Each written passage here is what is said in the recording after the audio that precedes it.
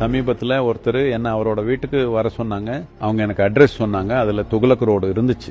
நான் வரமாட்டேன்னு சொல்லிட்டேன். அவரு 90 லட்சம் புத்தகங்களை எரிச்சாரு. 8000 10,000 துறவிகளையும் உயிரோட எரிச்சாங்க. 70,000 கோர்கி மக்களை கொன்னாங்க. ஆண்களை வெட்டி கொன்னாங்க. பெண்களை கட்டாயப்படுத்தி அப்பவே திருமணம் செய்ய வச்சாங்க.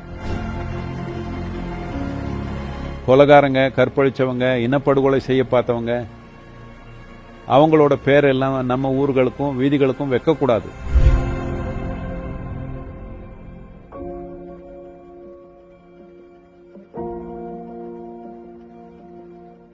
ஹிந்து மக்களோட எழுச்சி வருங்காலத்துல நடக்கும்னு நீங்க நினைக்கிறீங்களா? அதுக்கு எவ்வளவு காலம் ஆகும்னு நினைக்கிறீங்க? ஹிந்துன்னு சொல்றதுக்கு பதிலா சனாதனம் அப்படின்னு நான் சொல்லுவேன். ஏன்னா சனாதனம் அப்படின்னா நித்தியமானது. எல்லாத்தையும் தனக்குள்ள ஒரு பாகமா சேர்க்கலன்னா எதுவும் நித்தியமானதா இருக்க முடியாது. அதனால நாம சனாதனம் அப்படின்னு சொல்லும் பொழுது நாம நிலையான தர்மத்தை பத்தி பேசுறோம். அது ஒரு மதம் கிடையாது. துரதிருஷ்டவசமா இப்படி பரப்பப்பட்டிருக்கு. தர்மம் அப்படின்னா ஒரு மதம் இல்லை. தர்மம் அப்படின்னா சட்டம். அது நிலையான விதி. நிலையான சட்டங்களை எப்படி வகுக்கிறது? கவனிச்சு வகுக்கணும். கற்பனையால இல்லை, குருட்டு நம்பிக்கையால இல்லை, கவனிச்சு பை அப்சர்வேஷன் அண்ட் ரியலைசேஷன் உணர்ந்து படைப்போட ஒத்திசைவான சட்டத்துக்கு நீங்க வரணும். அதுதான் சனாதனமா இருக்க முடியும். அதனால அதுதான் நாம யாரா இருக்கிறோமோ அதோட சாராம்சம். இந்த அறிவு பெரும்பாலான ஹிந்து மக்களுக்கு சொல்லப்படல. அது துரதிருஷ்டவசமானது. நிறைய ஹிந்துக்கள் எங்களுக்கும் ஒரு புனித நூல் இருக்கு அப்படிங்கிறாங்க. நாம புத்தகத்துல இருந்து வந்தவங்க இல்ல, தெரியுமா? ஆனா நாம நிறைய புத்தகங்களை ஆயிரக்கணக்கில் எழுதியிருக்கோம். இந்த கில்ஜி வந்தப்போ அவரோட முழு பேர் என்ன? பக்தியார் கில்ஜி வந்தப்போ ஒரு பல்கலைக்கழகத்தில், நலந்தா பல்கலைக்கழகத்தில் அவரு 90 லட்சம் புத்தகங்களை எரிச்சதா கணக்கிடப்படுது. 5000 6000 வருஷத்துக்கு முன்னால 90 லட்சம் புத்தகங்கள். பூமியில எங்கேயும் 90 லட்சம் புத்தகங்கள் இருந்ததில்லை. அது 6 மாசத்துக்கு எரிஞ்சது அப்படிதான் சொல்றாங்க. சிலர் 12 மாசம்னு சொல்றாங்க. நீங்க 6 மாசம்னு சொல்றீங்க. அது விஷயம் இல்லை. அப்போ பெட்ரோல் இல்லை, அதனால 6 மாசமோ 12 மாசமோ எரிஞ்சிருக்கும். எல்லாத்துக்கும் மேல அவங்க 8000 10,000 துறவிகள் எரிச்சாங்க. ஏன்னா அதுல நிறைய பேர் அவங்களே ஒவ்வொரு புத்தகத்தை முழுசா ஒப்பிப்பாங்க. அந்த புத்தகம் அவங்க வழியா வாழும்னு அவங்களையும் வந்து உயிரோட எரிச்சாங்க. இதுல நம்ப முடியாத விஷயம் என்னன்னா, நவீன கால பாரதத்துல அந்த இடத்துக்கு பக்தியார்பூர் அப்படின்னு பேர் வைக்கிறாங்க. அதனால ஒரு விஷயம் நாம செய்யணும். விக்ரம், நீங்க இதை பத்தி ஒரு புத்தகம் எழுதணும். அவுரங்கசீப் வீதிகள் இருக்கு, அவுரங்காபாத் இருக்கு. 60க்கு மேல அவுரங்காபாத் அப்படின்ற பேர்கள் இருக்கு. பக்தியார்பூர் இருக்கு, குதுப் மினார் இருக்கு. அவர் ஹிந்து கோவிலையும் சமண கோவிலையும் நாசமாக்கி அதுல இருந்து ஒரு கட்டிடத்தை எழுப்பினாரு.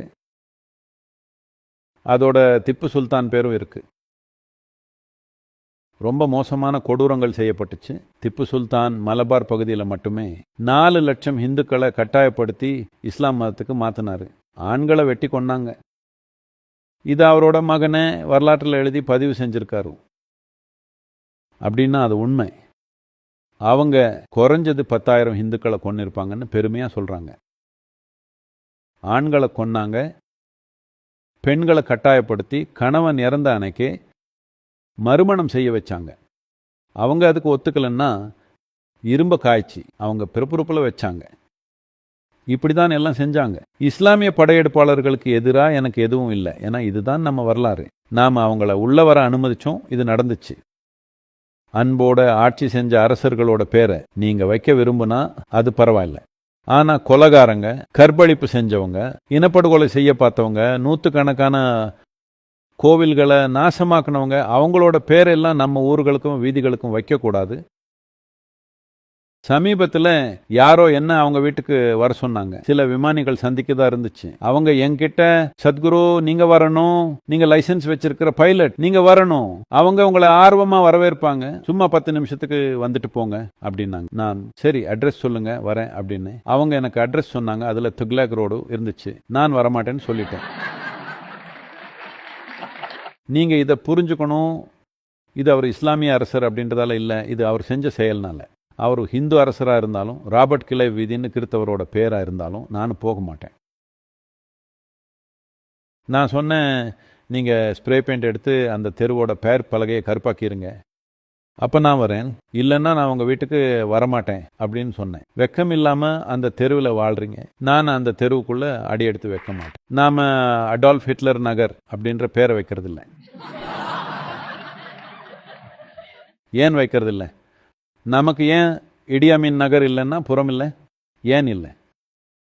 நாம் அப்படி செய்ய மாட்டோம். மற்ற மனிதர்களை ரொம்ப கொடூரமாக கொடுமைப்படுத்தின மக்கள் அவங்க யாராக இருந்திருந்தாலும் அவங்கள நாம் கொண்டாட மாட்டோம். ஆனால் இன்னைக்கு இந்த நாட்டில் நூற்றுக்கணக்கான ஊர்கள், கிராமங்கள், நகரங்கள், வீதிகளுக்கு அவங்களோட பேர்களை வச்சிருக்காங்க. நீங்கள் இது இன்னும் விரிவாக சொல்ல முடியும். எனக்கு எண்கள், பேர்கள், தேதிகள் சரியா ஞாபகம் இருக்காது. சத்குரு, எங்களோட கர்நாடக மாநிலத்துல டிப்பு ஜெயந்தி கூட இருக்கு. ஊர்களோட பேரை விடுங்க, அவரோட பிறந்த நாளை கூட திப்பு கொண்டாடுறாங்க. ஜெயந்தி, திப்பு எக்ஸ்பிரஸ் இருந்துச்சு. அவர் மிக மோசமான கொடுங்கோலர். கூர்கி மக்களை மதமாற்றம் செஞ்சாங்க. வாழ்றவங்களை மட்டும் இல்ல, இறந்த சடலங்களுக்கு கூட மதமாற்றம் செஞ்சாங்க. கூர்க மக்கள் தான் இதனால ரொம்ப மோசமாக பாதிக்கப்பட்டாங்கன்னு நம்ம நினைக்கிறோம். அது உண்மை இல்லை. அந்த கருத்து ஏன் வந்ததுன்னா, கூர்க மக்கள் எதிர்த்து சண்டை போட்டாங்க. மற்ற இடங்கள்ல சண்டை போட ஆண்கள் இல்லாதப்போ அவங்களால அதிகமாக எதிர்க்க முடியல. அதனால அது வரலாற்றில் சரியாக பதியப்படலை. கூர்க மக்கள் நல்லா சண்டை போட்டாங்க. ஆனால் 70,000 கூர்கி மக்கள் கொல்லப்பட்டாங்க. நீங்கள் போர் செஞ்சு இறந்து போனால் அந்த காலத்தில் அதுதான் வழக்கம். அது பரவாயில்ல. யாரோ ஒருத்தங்க வந்து போரில் உங்களை வெட்டினா பரவாயில்ல. ஆனால் நீங்கள் ஊர் மக்களை வரிசையாக நிற்க வச்சு வெட்டி கொண்டா அது சரியில்லை. பெண்ணை கற்பழிச்சாங்க, ஆணை வெட்டி கொண்டாங்க, பெண்ணை கற்பழிச்சாங்க, ஆணை வெட்டி கொண்டாங்க. இது என்ன மாதிரி கொடுமை? அப்படி செஞ்சவங்களோட பேரு, ஊர்கள், வீதிகள், வட்டங்கள் இப்படி நம்ம நாட்டில் எங்கேயும் இருக்கக்கூடாது. ஆனால் துரதிருஷ்டவசமாக அப்படி இருக்குது. வருங்காலத்தில் இந்த நாட்டில் தேர்ந்தெடுக்கப்படுற தலைவர்களுக்கு அதை மாற்றுற அளவுக்கு விவேகம் இருக்கும்னு நம்புகிறேன்.